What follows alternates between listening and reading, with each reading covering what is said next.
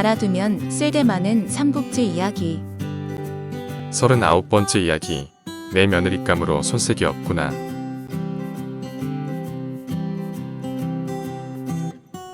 이때 조조의 맏아들 조비의 나이는 18이었습니다. 조조의 맏아들은 조왕이었으나 장수와의 싸움에서 조조를 살리고 세상을 떠났습니다. 조왕의 뒤를 이어 맏아들이 된 조비는 태어날 때부터 범상치 않았습니다. 조비는 어린 시절부터 학문에 뛰어난 재능을 보였을 뿐만 아니라 우애에도 소질이 있어서 말타기와 사냥, 칼쓰기를 즐겼습니다. 어느 날 조비는 원소의 집 앞에 도착합니다. 승상께서 원소의 집 안으로는 누구도 들이지 말라고 하셨습니다. 원소의 가족들은 죽이지 말라는 명령을 들었다. 하지만 원소를 무너뜨리기 위해 얼마나 많은 군사들이 목숨을 잃었느냐. 원씨 일가에게 원한을 품은 사람들이 많을 것이다. 그 일을 내가 해결하고자 온 것뿐이다. 그대들은 누구인가? 저는 원장군의 처인 무씨라고 합니다. 그럼 이 여자는? 차남인 원희의 처친 씨입니다. 나는 조승상의 아들 조비라고 한다. 내가 그대들을 보호할 것이니 두려워하지 말라. 이때 조조도 원소의 집 앞에 도착하여 밖에 있는 말을 보게 됩니다. 누가 이 집 안으로 들어갔느냐? 도련님께서 조금 전에 안으로 드셨습니다. 당장 비를 불러 오너라. 내 아들이기는 하나 군령을 어긴 죄는 용서할 수 없다. 너는 어찌하여 내 명을 어긴 것이냐? 군령을 어긴 죄가 얼마나 큰지 모르느냐? 마땅히 큰 벌을 받아야 할 것이다. 도련님께서 지켜주지 않으셨다면 저희는 무사하지 못했을 것입니다. 제 며느리 진씨를 도련님께 바치니 종으로 써 주시옵소서. 정말 뛰어난 미모로구나. 내 아들이 그대들을 보호하고자 마음먹었다면 아마 이 여인 때문일 것이다. 내 며느리감으로 손색이 없구나. 기주성이 안정된 후 조조는 원씨 가문의 사당에서 옛 친구 원소를 위한 제를 지냈습니다. 조조의 구슬픈 곡소리는 주변의 사람들을 절로 숙연해지도록 만들었습니다. 그러나 조조는 여전히 허도로 돌아가지 않았습니다.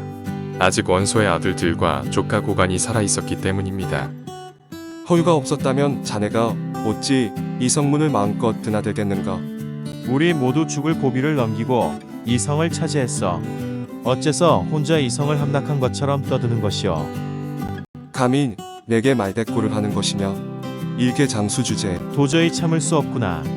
허저는 온갖 건방을 떠는 허유를 단 칼에 베어버리게 됩니다. 이 일로 조조 앞에 끌려온 허저. 허유와 나는 어릴 때부터 매우 친한 사이였다. 개인적인 분을 참지 못하고 사람을 죽이다니 용서할 수 없다. 허유의 시신을 거두어 장례를 후하게 치러주고 허저에게는 벌로 7일간 근신할 것을 명한다. 주고 감사합니다. 고지어 선비한 사람이 조조에게 불려왔습니다. 하북 일대에서 지혜롭고 어질기로 이름난 최암이었습니다. 그는 지난날 기도위를 지내며 좋은 계책을 여러 번 내었으나 원소가 이를 물리치자 병을 핑계로 산속에 숨어 지내왔는데 이번에 조조의 부름을 받게 된 것입니다. 내 기주의 호적을 살펴보니 인구가 자그마치 30만이나 되었소. 이 많은 백성들을 효과적으로 다스릴 수 있는 방책을 일러 주시오. 지금은 들판마다 원시 형제의 싸움으로 인해 죽어간 백성들의 시체가 나뒹굴고 있습니다. 승상께서는 먼저 기주 백성들의 어려움을 살펴야 할 것입니다. 그대의 말을 들으니 부끄럽기 이를 데 없소. 조조에게 기주를 빼앗긴 원담은 군사를 이끌고 원상이 있는 중산을 공격했습니다. 원상은 원담의 공격을 이겨내지 못하고 둘째 형인 원희가 다스리고 있는 유주로 달아났습니다. 원상의 군사들이 원담에게 투항하자 군세가 늘어난 원담은 기주를 다시 찾을 기회만 노리고 있었습니다. 조조는 원담에게 사신을 보내어 동맹을 돈독히 다지려 했으나 원담의 반응은 냉랭했습니다. 그러자 조조는 이를 구실로 원담을 서히 삼기로 한 일을 없었던 것으로 하고 직접 원담을 공격하기 위해 나섰습니다. 이거 큰일이로군. 조조의 대군을 어찌 막는다. 저희 군사력으로는 조조군을 막아 내기 힘듭니다. 유표에게 사자를 보내 구원군을 요청하는 것이 어떻겠습니까? 빨리 형주로 사자를 보내도록 하시오. 원담이 원군을 요청하는 서신을 보내왔소이다. 기주성을 함락한 조조군의 사기는 지금 하늘을 찌르고 있습니다. 조조는 지금 형주와 양주를 노리고 있으니 군사를 밖으로 내보내서는 안 됩니다. 하지만 무슨 수로 원담의 부탁을 거절한단 말이오? 글로써 형제 간의 화해를 권한 다음 이를 구실로 넌지시 거절하면 될 것입니다. 유표는 원담에게 회신을 보냈습니다. 소문에 의하면 그대는 조조에게 항복했다 하니 이는 조조가 돌아가신 부친의 원수임을 잊어버리는 행동이며 형제의 의를 끊는 것이요. 아오 원상이 도리에 어긋나더라도 그대가 관대함을 베풀어 아오를 도와야 할 것이요. 조조군에 대항하기에 힘이 부족하자 원담은 어쩔 수 없이 남피로 달아났습니다. 이 사실을 안 조조는 서둘러 원담의 뒤를 쫓았습니다. 드디어 맞부닥친 양군. 승리를 예감한 조조가 군사를 몰아치자 전세는 조조군에게 일방적으로 기울었습니다. 기가 꺾인 원담군은 많은 사상자를 내고는 성 안으로 허둥대며 도망쳤습니다. 죽을 사, 다칠 상, 놈자. 사상자란 죽은 사람과 다친 사람을 말합니다. 조조의 군사들은 겹겹으로 성을 포위한 채 성을 공격했습니다. 조조군의 맹렬한 공격에 잠도 이루지 못하고 며칠 밤낮을 보낸 원담은 결국 모사 신평을 보내어 조조에게 항복을 청하도록 했습니다. 항복을 하겠다고? 그렇습니다. 그 청은 받아들일 수 없다. 그대는 내 휘하에 있는 신비의 동생이 아닌가? 그렇습니다. 내 그대의 형을 크게 쓰고 있으니 그대도 내 밑에서 일하는 것이 어떻겠나? 형님에게는 형님이 모시는 주공이 있듯이 제게는 저의 주공이 있을 뿐입니다. 항복 요청을 거절해. 조조가 항복을 받아들이지 않으므로 목숨을 걸고 싸우는 수밖에 없습니다. 우리더러 개죽음을 당하라는 말이냐. 내 형이 조조를 받들고 있다더니 너 역시 딴 생각을 품은 게 아니냐. 주공께서는 정녕 저를 믿지 못하십니까? 억울하옵니다. 억울함에 신비의 동생은 그 자리에서 피를 토하고 죽고 맙니다. 어쩔 수 없습니다. 백성들에게 무기를 나눠 싸우게 한다면 조조군의 공격을 이겨낼 수 있을지도 모릅니다. 그대의 말이 옳소. 남피의 백성들을 모두 불러 모아 무기를 나누어 주시오. 다음 날 백성들을 앞장세운 원담군은 죽기를 작정하고 조조군에게 달려들었습니다. 칼과 창이 부딪히는 소리와 군사들의 비명이 온 들판을 메웠습니다. 결국 원담과 곽도는 전장에서 죽음을 당하게 되고 백성과 군사들은 항복을 하게 됩니다. 남피성 안으로 들어온 조조는 성 안의 백성들을 안심시켰습니다. 그때 마침 성 밖에는 원담을 돕기 위해 원희의 장수 조촉과 장남이 도착했습니다. 대세가 이미 조조에게로 기운 것을 눈치챈 그들은 조조에게 항복을 청했습니다. 뿐만 아니라 조조가 천지를 뒤흔드는 위세로 원시 일족을 무너뜨린 것을 목격한 장현도 대군을 이끌고 조조에게 투항했습니다. 원담의 목을 북문 밖에 내걸도록 하라. 만약 애통해하는 자가 있다면 목을 베겠다. 조조의 이런 명령에도 불구하고 앙수가 원담의 목을 보고 통곡을 하다 잡혀오게 됩니다. 너는 어디에 사는 누구냐? 영릉 사람으로 왕수라고 합니다. 목을 베겠다고 한 포고문을 보지 못했느냐? 보았습니다. 그럼 넌 죽는 것이 두렵지 않은 것이냐? 저는 지금까지 원씨의 녹을 먹고 살아왔습니다. 어찌 그의 죽음을 보고 통곡하지 않을 수 있겠습니까? 그의 시신을 거두어 장례를 치르도록 허락하신다면 제 목숨을 기꺼이 바치겠습니다. 하북에는 이리도 충신들이 많단 말인가? 원소가 이들을 옳게 등용했더라면 나는 결코 하북 땅에 발을 들여놓지 못했을 것이다. 조조는 왕수의 부탁을 받아들여 원담의 장례를 치게 했습니다. 원상이 원희에게 몸을 의탁하고 있다 하네. 어떻게 하면 그들을 사로잡을 수 있겠는가? 원상과 원희를 공격할 때 원씨 일가로부터 항복해온 장수들을 선봉에 세우도록 하십시오. 이 기회에 그들의 충성심을 가늠해 볼 수 있으며 그들도 공을 세울 기회를 찾고 있을지 모르기 때문입니다. 조조는 곽가의 조언에 따라 원씨 일가의 장수였던 장남, 여상, 여광, 장이에게 군사를 주어 원희와 원상을 공격하게 하였습니다. 그러자 유주에 있던 원상은 조조군이 온다는 소식에 전의를 상실해 군사를 몰아 요서로 달아났습니다. 원상과 원희 형제가 유주를 뜯자 유주저사, 우한촉은 군의 관리들을 모아놓고 조조에게 투항할 것을 권했습니다. 우한촉은 남아있는 관리들과 함께 조조에게 가서 항복했습니다. 조조는 오한촉의 투항을 받아들이고 그를 진북 장군에 봉했습니다. 아직도 병주성을 함락하지 못했단 말이냐? 호구관으로 통하는 좁은 길목을 고관이 가로막고 있어서 이전 박진 장군께서 고전하고 계십니다. 군사들을 준비시켜라. 호구관으로 출병한다. 고관을 잡기 위해서는 거짓으로 항복한 후에 고관을 유인해 내야 할 것입니다. 원소 휘하였던 여광, 여상 형제를 보내어 그들을 꿰어내면 될 것이다. 곽도의 계책대로 여광, 여상 형제는 고관 진영에 거짓으로 투항을 하게 됩니다. 고관은 그날 밤 여광 형제를 선봉으로 삼아 조조의 진영으로 향했습니다. 조조군의 복병이 기다릴 줄이야. 선봉의 여광 여상 장군이 보이질 않습니다. 이놈들이 날 배신했구나. 전군 후퇴하라. 병주성으로 돌아간다. 고관은 병주성으로 후퇴하려 했지만 이미 성은 이전과 악진이 점령한 후였습니다. 뒤를 쫓아온 조조군에 포위된 고관. 겨우 포위망을 뚫은 고관은 흉노족의 왕 선호에게 몸을 의탁하기 위해 무작정 말을 달렸습니다. 조조는 추격대를 만들어 달아나는 고관의 뒤를 쫓게 했습니다. 며칠 밤낮을 달린 고관은 흉노족의 영토에 도착하여 선호의 왕자인 좌연왕을 만나게 되었습니다. 하북을 손에 넣은 조조가 지금 대왕의 땅까지 넘보고 있습니다.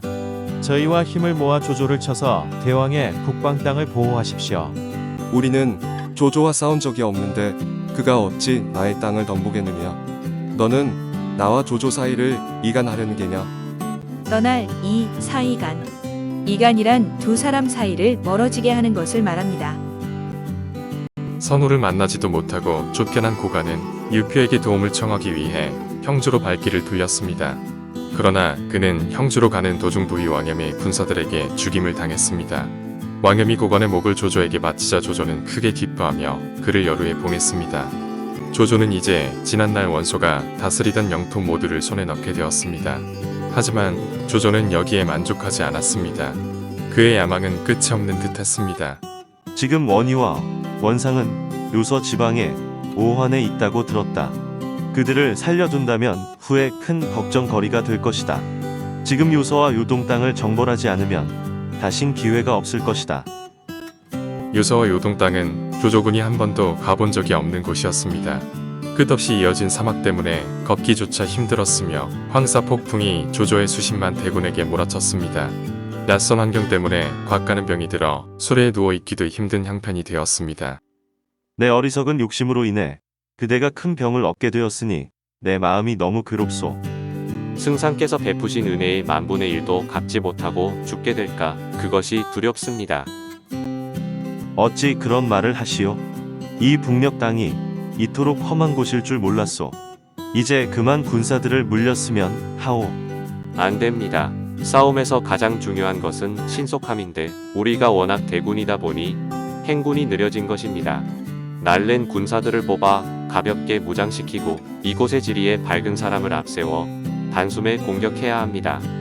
조조는 곽가의 말에 따라 날랜 군사들을 뽑아 무장시킨 후 그곳 지리에 밝은 사람을 찾았습니다. 전주라는 사람이 청거되어 왔는데 그는 예전에 원소 휘하에 있던 장수였습니다.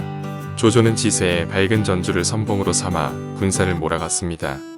전주가 인도하는 조조군이 백랑산에 도착했을 때 원희, 원상 형제가 흉노족의 우두머리인 선호와 함께 대군을 이끌고 나와 있었습니다. 그러나 조조의 맹장들이 공격해 오자 흉노의 군사들은 허둥대며 어찌할 바를 몰랐습니다. 선호가 장여의 칼에 목숨을 잃자 졸개들은 달아나기에 바빴습니다. 그 모습을 본 원희와 원상은 남은 군사를 이끌고 요동으로 달아났습니다. 흉노족을 상대로 손쉽게 승리를 거둔 조조는 유성으로 들어갔습니다. 조조는 큰 공을 세운 전주에게 유정 후에 벼슬을 내리고 유성을 지키게 하려 하였지만 전주는 끝내 사양했습니다. 곽가의 병세가 날로 악화되고 있다는 소식을 들은 조조는 급히 역주로 돌아갔습니다. 주공, 부디 큰 뜻을 이루소서. 아직 큰일을 이루지도 못했는데 그대가 죽다니 하늘이 원망스럽구려. 조조는 곽가의 장례식을 성대하게 치러주었습니다. 장례가 끝난 후 평소 곽가를 가까이 섬기던 군사 하나가 조조에게 편지를 바쳤습니다. 이 편지는 돌아가신 곽가님이 손수 쓰신 것입니다. 편지에 씌어 있는 대로 하시면 요동 땅은 쉽게 평정될 거라고 하셨습니다. 곽가야말로 천하 제1의 책사로구나.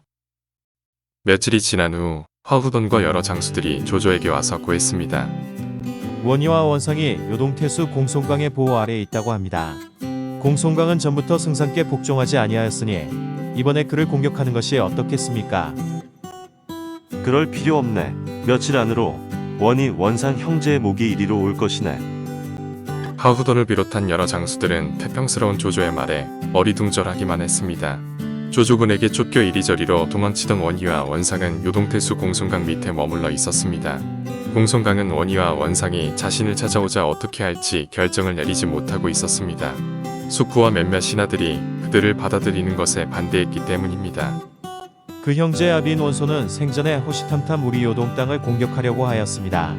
뻐꾸기는 까치의 둥지를 빌려서 살지만 시간이 지나면 까치를 내쫓고 둥지를 차지합니다.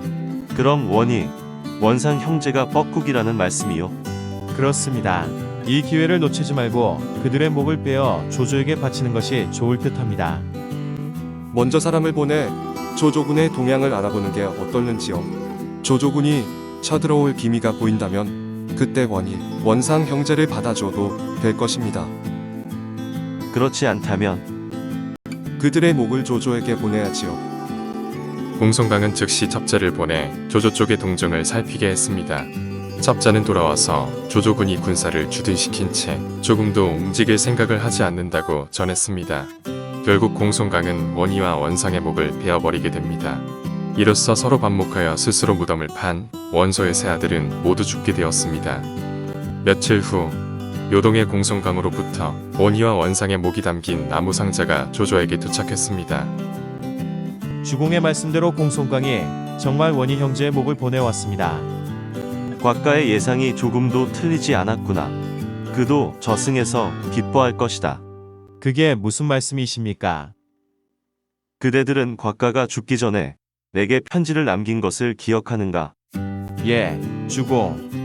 곽가는 그 편지에 우리가 원희 형제를 쫓지 않는다면 공송강이 원희, 원상의 목을 베어 내게 바칠 거라고 써 놓았었네. 정말 믿기지 않는 일이로군요. 정말 하늘이 내린 책사가 아닌가?